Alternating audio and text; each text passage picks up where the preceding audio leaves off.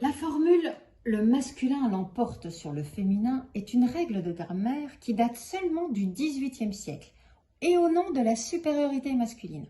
Avant cela, c'était la règle de la proximité qui prévalait, comme en grec ou en latin.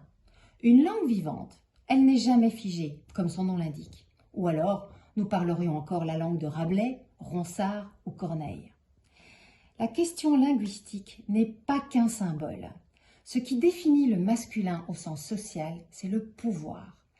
Du père de famille au père de la nation, en passant par Dieu le Père, le pouvoir a été construit comme un attribut exclusivement masculin.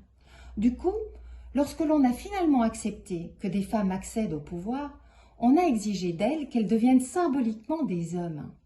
Comme Hatshepsut, par exemple, dans l'Égypte antique, l'Égypte ancienne, qui était devenue un pharaon, et dont la représentation sculptée la faisait apparaître comme si elle était un homme. On lui mettait un postiche de barbe. Le langage indique ce qui est légitime. Le genre du pouvoir étant masculin, il se doit de se prononcer au masculin.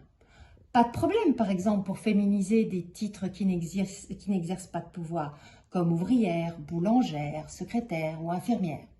Mais c'est beaucoup plus controversé pour doctoresse, directrice, autrice, entrepreneuse. La langue influence la place des femmes. On ne conçoit pas ce qui ne se voit pas ou ce qui ne s'entend pas. Si on veut que les filles osent tous les métiers et toutes les fonctions, il est absolument nécessaire qu'elles puissent au moins l'entendre. La nouvelle place des femmes et le respect de nos valeurs d'égalité devraient pouvoir désormais enfin influencer la langue. Cette langue et cette écriture doivent être respectueuses en donnant la même visibilité, donc la même dignité aux femmes qu'aux hommes. Le H majuscule des droits de l'homme, par exemple, eh bien c'est une insulte faite aux femmes, sérieusement. Mais qu'est-ce que ça coûte de dire les droits humains comme dans la plupart des autres langues? Ou d'ajouter « chère consoeur » à la formule « cher confrère ».